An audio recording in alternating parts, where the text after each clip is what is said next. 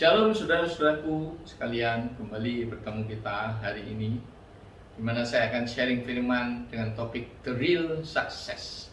Tapi marilah sebelum itu kita berdoa, mohon untuk pimpinan Roh Kudus agar kita mengerti akan firman itu. Bapa kami yang ada di dalam surga yang mulia, terima kasih Tuhan, jika saat ini kami masih boleh Kau karuniai kesehatan, kesegaran tubuh di tengah-tengah pandemi corona. Tidak ada satupun virus corona yang dapat menjamah kami, karena kami sudah Kau selimuti, Kau lingkupi dengan darah-Mu yang kudus ya Tuhan. Tuhan, kalau pagi ini kami ingin mendengarkan firman-Mu ya Tuhan, Kau rapi lidah bibir hamba-Mu yang hina ini, agar apa yang aku katakan itu adalah isi hati-Mu ya Tuhan, yang harus disampaikan pada pendengar-pendengar atau penonton video ini. Dan Roh Kudus Kau urapi juga para penonton video ini, agar mereka mendapatkan hikmat untuk mengerti apa arti firman-Mu ya Tuhan, dan mereka akan hidup menjadi pelaku-pelaku firman. Terima kasih Tuhan, berbicaralah, kami siap mendengarkan. Marilah saudara-saudara yang siap untuk diberkati, sama-sama katakan amin. Saudara-saudara, topik The Real Success.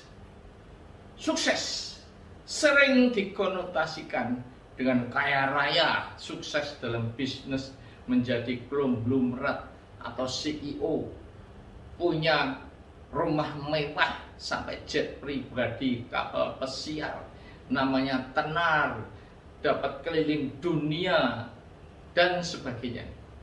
Tetapi apakah benar itu arti sukses yang sebenarnya? Nah, marilah kita lihat orang-orang sukses di dunia yang namanya terkenal, namun hidupnya kosong, tidak bahagia, putus asa, sehingga hidupnya berakhir sangat tragis, yaitu di narkoba atau bunuh diri. Yang pertama adalah Jack Ma, pendiri pemilik Alibaba, Alipay dan sebagainya. Yang kekayaannya adalah 513 triliun. Dia asalnya adalah orang miskin, saudara-saudara. Tetapi anaknya laki-laki berusia 22 tahun meninggal karena kanker otak. Dan anaknya perempuan dilahirkan dengan cacat jantung bawaan. Istrinya Katie Chang menderita kanker payudara. Dan Jack Ma sendiri menderita kanker dubur, saudara-saudara. Karena itu pada bulan Oktober tahun lalu, dengan pesta perpisahan yang mewah, dia mungkin sudah tidak aktif di Alibaba, walaupun sebagai pemiliknya. Saudara-saudara, uang 500 triliun ternyata tidak dapat dipakai untuk mengobati kanker anaknya. Dan juga anaknya wanita yang mempunyai sakit jantung bawaan. Dan sisa hidupnya diakhiri dengan penderitaan kanker istrinya dan dia sendiri.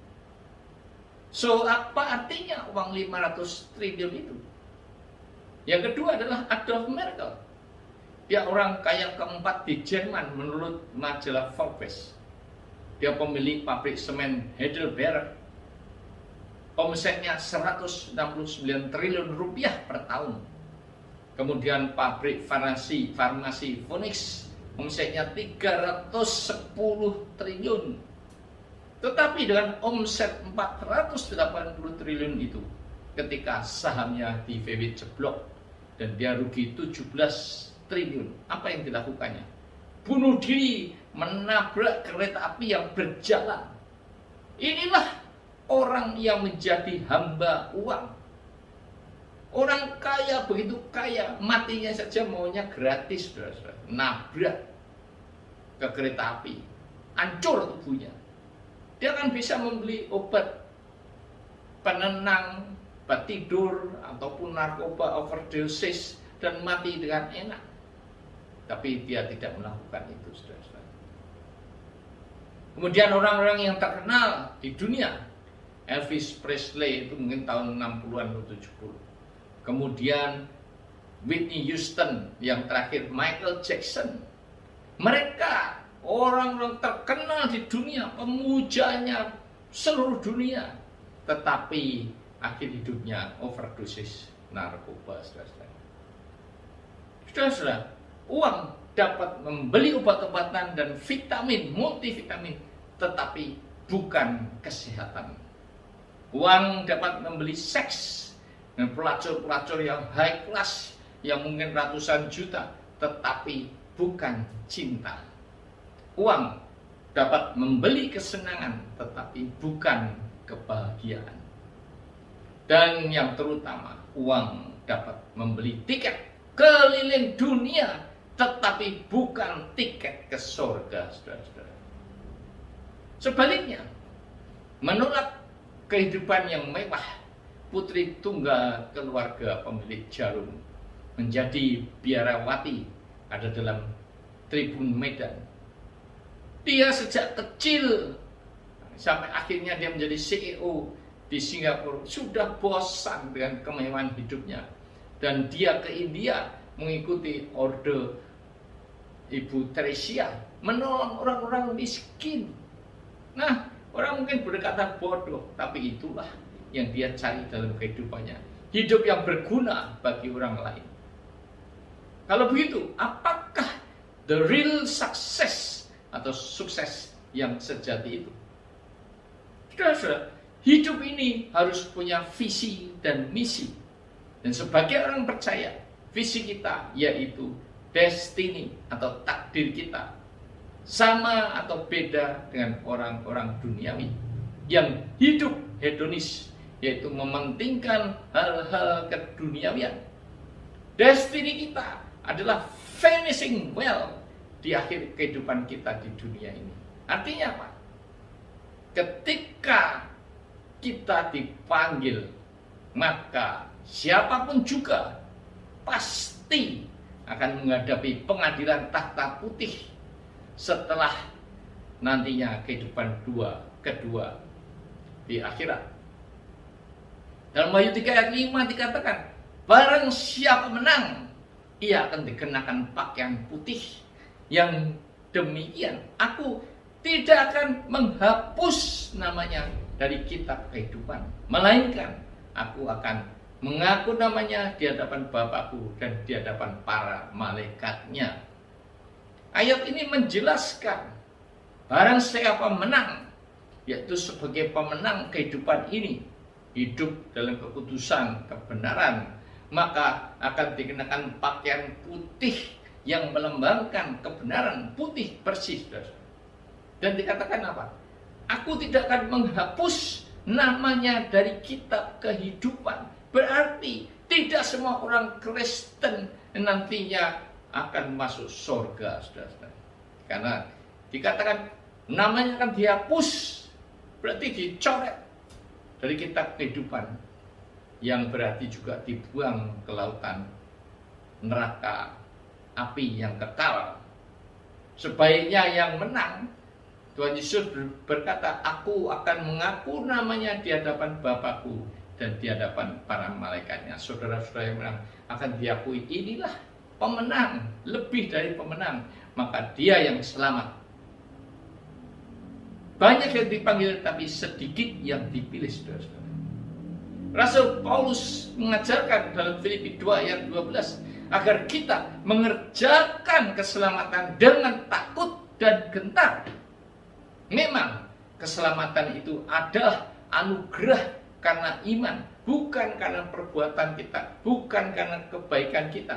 Namun apakah berarti semua dosa-dosa yang akan datang juga sudah diampuni jika kita nekat berbuat dosa? Itulah doktrin Hyper Grace. Berarti boleh berbuat dosa apapun semaunya karena sudah diselamatkan, maka dosa-dosa yang akan datang juga diselamatkan, diampuni. Nah, saudara-saudara, inilah doktrin kebablasan. Saya belum dapat menemukan firman Tuhan di Alkitab yang menyetujui doktrin ini. Karena dikatakan Tuhan Yesus mati sekali saja, tidak akan mati yang kedua kalinya. Dan bukannya kita harus berbuat kebaikan dan usaha-usaha untuk dapat diselamatkan. Tetapi lihat, paradigmanya adalah karena sudah diselamatkan, maka sebagai ungkapan syukur, kita harus mengerjakan keselamatan itu, yaitu dengan hidup yang benar dan kudus. Inilah paradigma yang benar seperti ajaran Rasul Paulus. Dalam 2 Timotius 4 ayat 7, aku telah mengakhiri pertandingan yang baik, aku telah mencapai garis akhir, dan aku telah memelihara iman. Inilah visi Rasul Paulus, yaitu mengakhiri pertandingan dengan baik, hidup dalam kebenaran dan kekudusan, hidup dalam iman, sampai mencapai garis akhir kehidupan kita, yaitu ketika kita dipanggil Tuhan.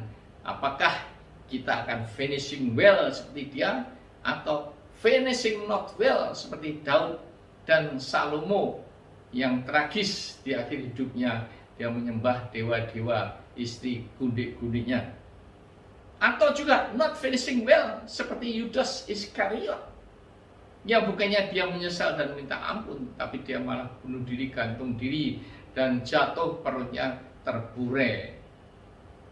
Dan di samping itu, kita juga harus hidup dengan iman, bukan penglihatan. Iman adalah sesuatu yang belum kita lihat, tapi adalah sesuatu dasar untuk percaya dan harapan kita.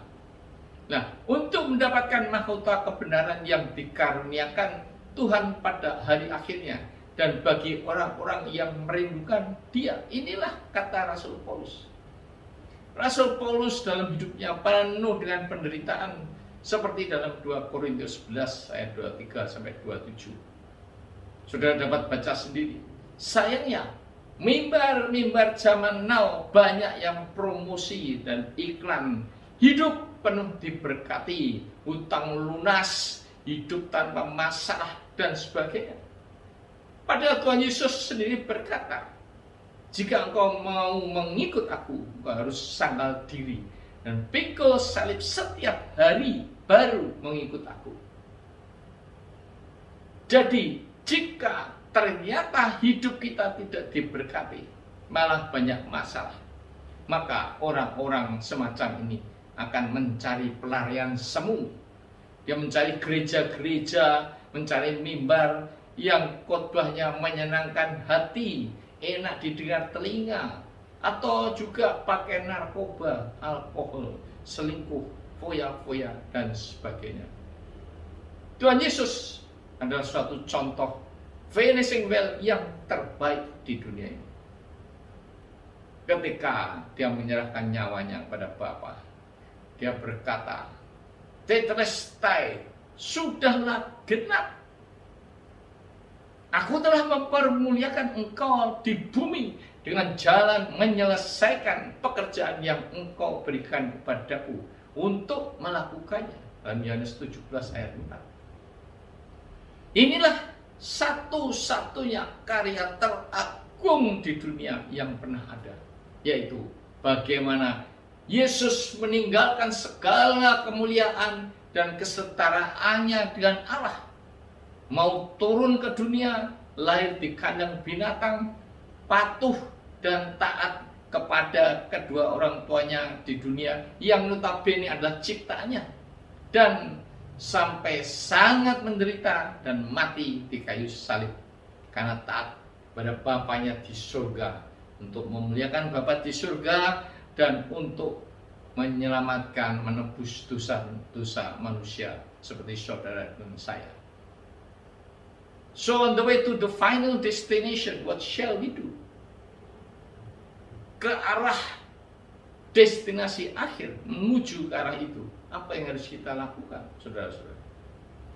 Yang pertama, dalam Yohanes 2 ayat 16 dikatakan, sebab semua yang ada di dalam dunia, yaitu keinginan daging dan keinginan mata serta keangkuhan hidup, bukanlah berasal dari Bapa, melainkan dari dunia ini.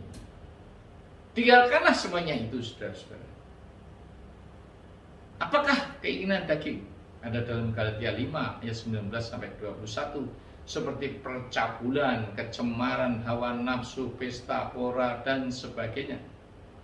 Dan keinginan mata adalah melihat sesuatu yang indah, wanita yang cantik, yang bening semloho bodinya, atau mobil-mobil mewah, melihat uang dan sebagainya, harta benda duniawi ini. Keangkuhan hidup biasanya melekat pada orang-orang yang kaya atau punya kedudukan yang tinggi. Namun tidak sedikit juga orang-orang miskin yang sombong. Nah, apakah orang percaya tidak boleh kaya? Boleh sekali. Karena Tuhan juga menginginkan anak-anaknya hidup berkelimpahan. Tetapi pertanyaannya, bagaimanakah caranya atau dengan cara apa mendapatkan kekayaan itu? Apakah secara legal atau ilegal? Apakah menjadi dealer narkoba, ya, atau jadi mafia dan sebagainya? Atau kita memang mendapatkan kekayaan itu dengan cara yang sesuai dengan firman Tuhan? Yang kedua adalah, untuk apa kekayaan itu? Apakah untuk fasilitas kita sendiri, kesenangan kita sendiri, atau juga mendukung pelayanan-pelayanan Tuhan dan menolong orang-orang miskin? Dalam Ibrani 12 ayat 1 dikatakan, karena kita mempunyai banyak saksi bagaikan awan yang mengelilingi kita, marilah kita meninggalkan semua beban dan dosa yang begitu perintangi kita, dan berlomba dengan tekun dalam perlombaan yang diwajibkan bagi kita. Saudara, pertandingan yang baik atau terkenal pasti banyak penonton-penontonnya, ribuan. Itu adalah saksi kita. Nah, apakah saksi kita dalam kehidupan ini? Yang pertama adalah mata Tuhan. Di hadapan mata Tuhan, semua perbuatan kita telanjang. Tidak ada yang tersembunyi. Apakah perbuatan baik dan jahat? Yang kedua adalah malaikat. Malaikat akan mencatat setiap perbuatan kita, yang nantinya akan dimasukkan dalam kitab, dalam pengadilan tahta putih. Maka semua kitab itu dibuka, termasuk juga kitab kehidupan. Yang ketiga adalah setan. Setan yang selalu akan menggoda kita, berusaha menjatuhkan kita untuk menjadi pengikutnya dan menemani dia di neraka. Dan yang keempat adalah orang-orang di sekeliling kita, saudara-saudara. Baik orang yang mengenal Tuhan, orang percaya maupun orang tidak percaya. Mereka akan menjadi saksi apa yang kita lakukan sebagai orang Kristen.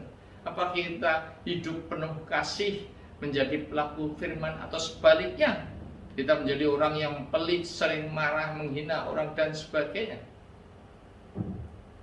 Dikatakan, marilah kita menanggalkan semua beban dan dosa.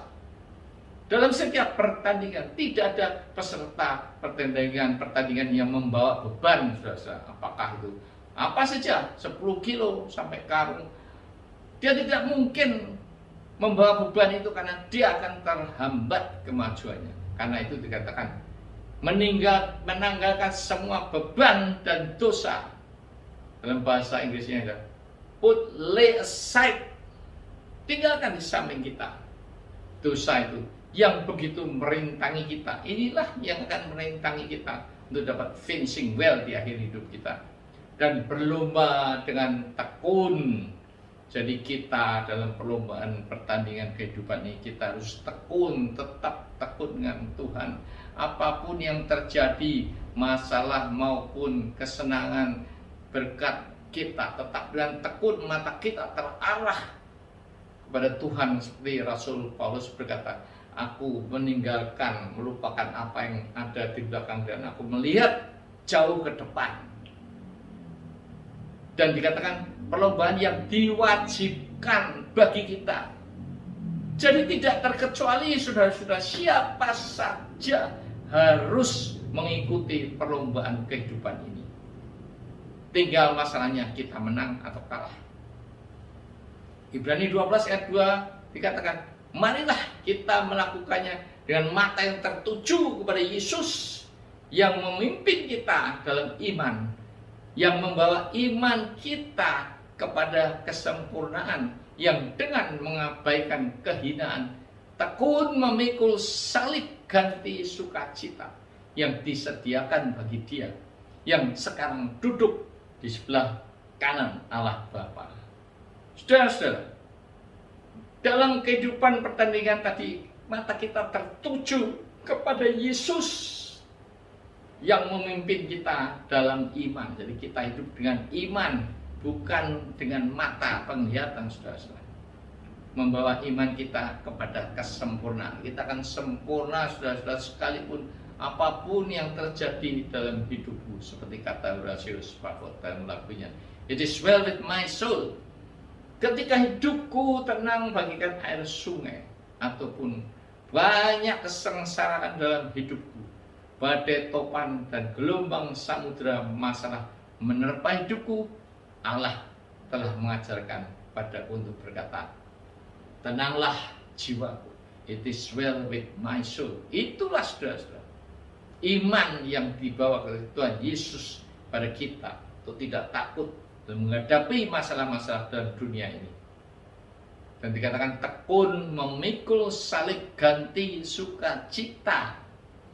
Saudara, salib penderitaan itu juga adalah anugerah dalam kitab Filipi yang disediakan bagi kita.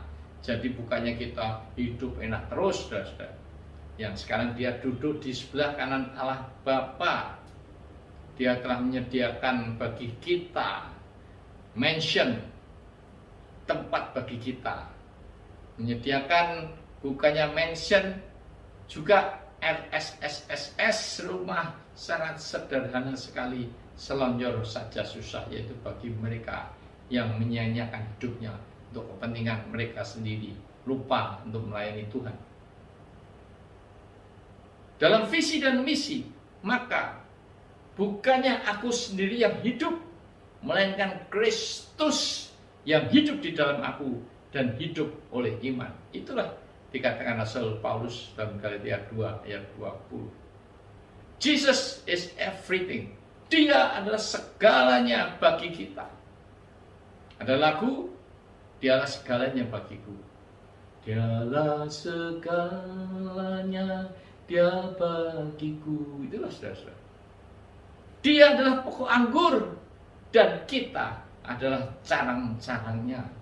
Kita tidak dapat hidup mengalahkan tantangan-tantangan hidup dan menjadi lebih dari pemenang. Betapapun besarnya badai, topan, dan ombak samudera kehidupan kita. If and only if, jika dan hanya jika kita menempel pada pokok anggur, yaitu Yesus yang memberikan kehidupan bagi kita. Saudara-saudara, pandemi COVID-19 yang sekarang ini, selain bermutasi ke virus Delta, juga tidak seorang pun yang tahu kapan virus ini akan berakhir. Wabah COVID-19 yang membuat penjualan turun sampai bisnis bangkrut, PHK, manusia takut keluar rumah, dan sebagainya, belum pernah terjadi pada wabah-wabah sebelumnya. Virus-virus ini lebih ditakuti daripada Tuhan sendiri. Memakai masker, menjaga jarak, cuci tangan, dan sebagainya. Banyak orang-orang menangis di pinggir jalan di Brasil, Spanyol, Italia, dan sebagainya. Minta ampun kepada Tuhan. Padahal wabah-wabah yang terjadi sebelumnya, seperti wabah Justinian tahun 514 Masehi, 30-50 juta korban Black Death mulai dari Inggris tahun 1347, menewaskan 200 juta orang dalam 4 tahun.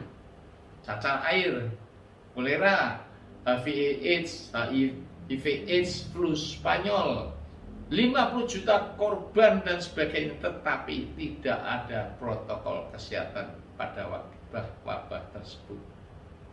Sudah, new normal atau tatanan dunia baru inilah yang sekarang terjadi. Ya, saya yakin bahwa wabah COVID ini diizinkan Tuhan agar manusia menyadari dosa-dosanya seperti Sodom Gomora yang sudah terjadi seperti sekarang ini. LGBT, aborsi, free sex, perkawinan sejenis yang dilegalkan dan sebagainya.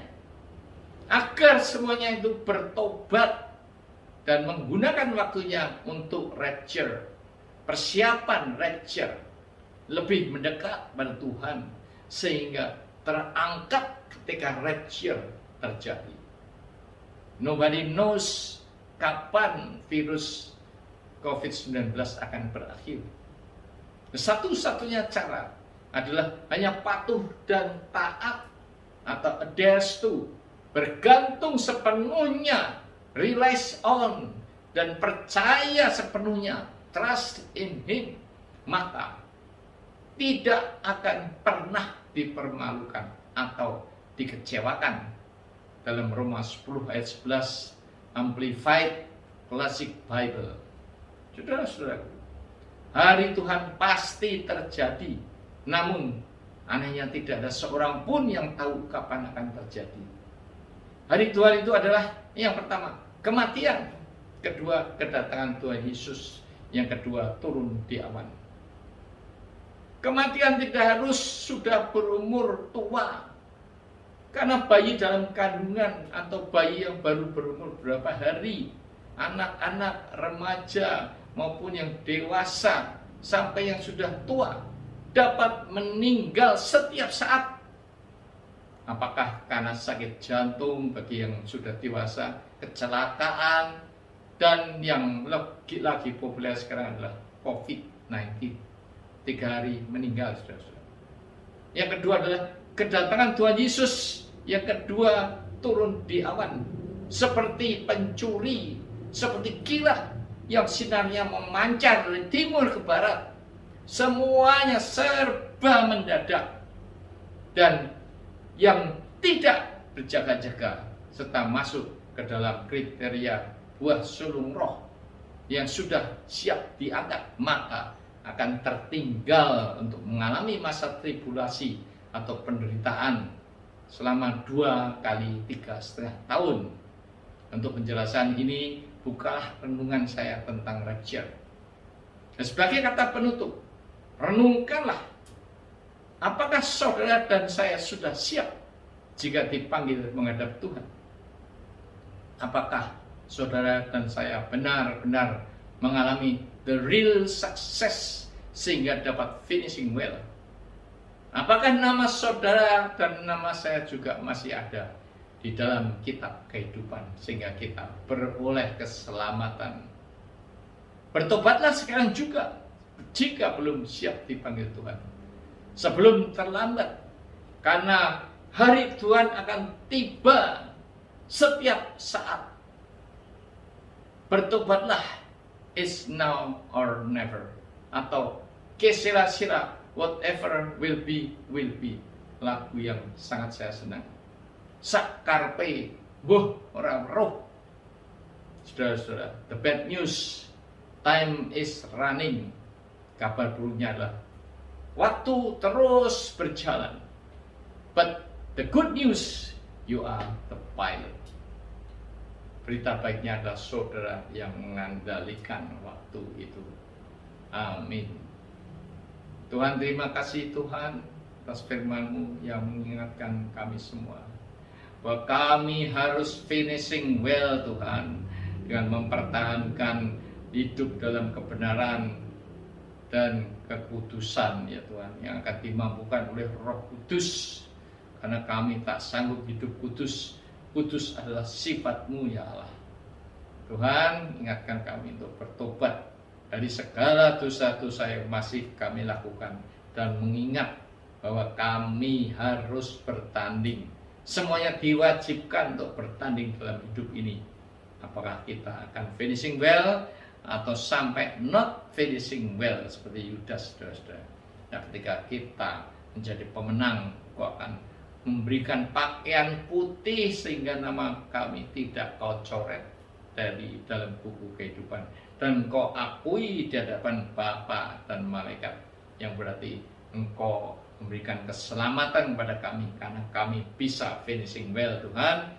Ya Bapa, sadarkan mereka yang saat ini masih hidup dalam keduniawian, dalam keinginan daging, keinginan mata maupun keangkuhan hidup. Sadarkan mereka Tuhan, waktunya sudah dekat, tanda-tanda kedatangan-Mu.